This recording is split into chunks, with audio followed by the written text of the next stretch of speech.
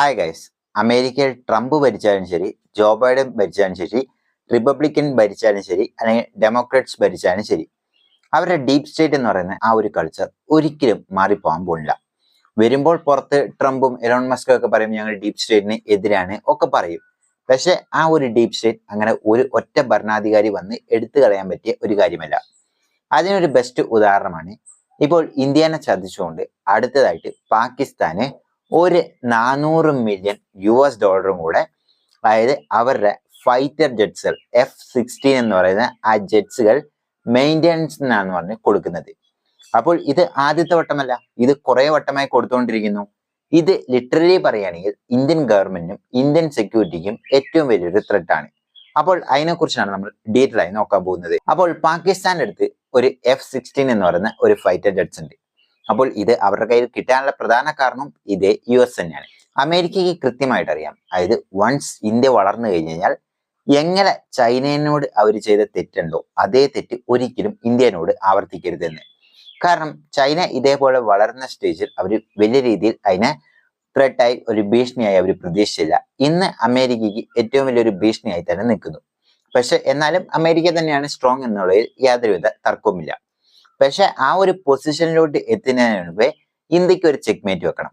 ഇപ്പോൾ ചൈനയ്ക്ക് എതിർക്കുന്ന, അതായത് അമേരിക്ക ചൈനയെ എതിർക്കാൻ വേണ്ടി മാത്രമാണ് ഇന്ത്യൻ്റെ കൂടെ ഒരു സൗഹൃദം അഭിനയിക്കുന്നത്. അല്ലെങ്കിൽ അമേരിക്കയ്ക്ക് ഇന്ത്യയുമായിട്ട് വലിയ രീതിയിലുള്ള കണക്ഷൻസ് ഒന്നുമില്ല. ഇന്ത്യക്കെതിരെ എപ്പോഴെല്ലാം എന്തെല്ലാം രീതിയിൽ ഒരു പ്രശ്നം ഉണ്ടാക്കാൻ പറ്റുമോ അതെല്ലാം തന്നെ ഉണ്ടാക്കുന്നതിൽ ഇതേ അമേരിക്കൻ പ്രസിഡന്റും അമേരിക്കക്കാരും നല്ല രീതിയിൽ പ്രവർത്തിക്കുന്ന ആൾക്കാരാണ്.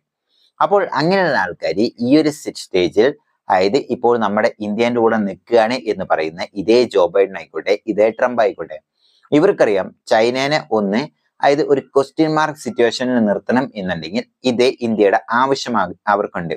അല്ലാണ്ട് ഇപ്പോൾ ചൈനനെ എതിർക്കാൻ വേണ്ടി ഈ ഒരു സ്ഥലത്ത്, അതായത് ജപ്പാൻ ഉണ്ട് എന്ന് പറഞ്ഞു കഴിഞ്ഞാൽ അതായത് ചൈനനെ എതിർക്കാൻ ഈ ഒരു റീജിയനിൽ ഇല്ല എന്നറിയാം. അതുകൊണ്ട് മാത്രമാണ് ഇന്ത്യനെ ആവശ്യം. ഇതേപോലെ തന്നെ ഇന്ത്യനെയും വളരാൻ വിടരുത്. അപ്പോൾ അതിന് അവർ കരിവാവ് ഉപയോഗിക്കുന്ന ഒരു രാജ്യമാണ് പാകിസ്ഥാൻ എന്ന് പറയുന്നത്. ഇതിനു മുമ്പ് ജോ ബൈഡൻ ഉണ്ടായിരുന്നപ്പോൾ ഒരു 397 മില്യണോളം അവരും ഈ ഒരു ധനസഹായമായി, അതായത് എയ്ഡ് എന്ന രീതിയിൽ കൊടുത്തിരിക്കുന്നു.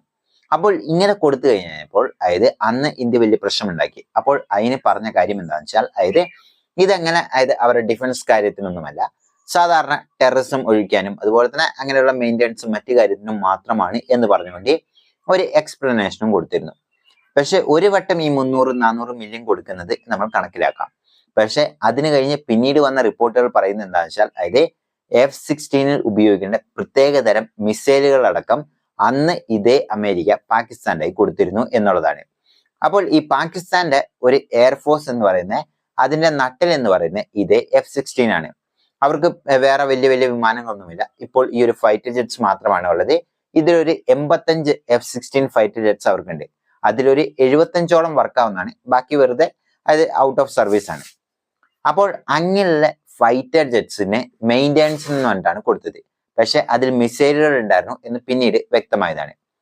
ഇപ്പോൾ ട്രംപ് വന്നതിന് ശേഷം, അതായത് ഇപ്പോൾ ഇസ്രായേലിനും ഈജിപ്തിനും മാത്രമോ ഫണ്ട് കൊടുക്കുള്ളൂ എന്ന് പറഞ്ഞിരുന്ന അതേ ട്രംപ് അഡ്മിനിസ്ട്രേഷൻ തന്നെയാണ് ഇപ്പോൾ ഈ ഫണ്ടും കൂടെ അലോക്കേറ്റ് ചെയ്തിരിക്കുന്നത്.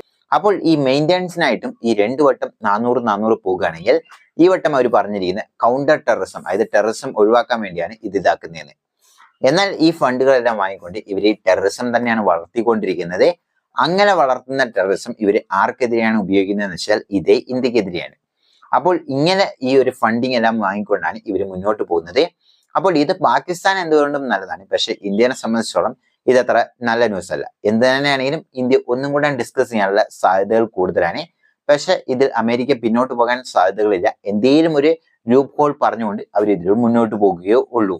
അപ്പോൾ നിങ്ങൾ എന്താണ് ഇതിനെക്കുറിച്ച് വിചാരിക്കുക?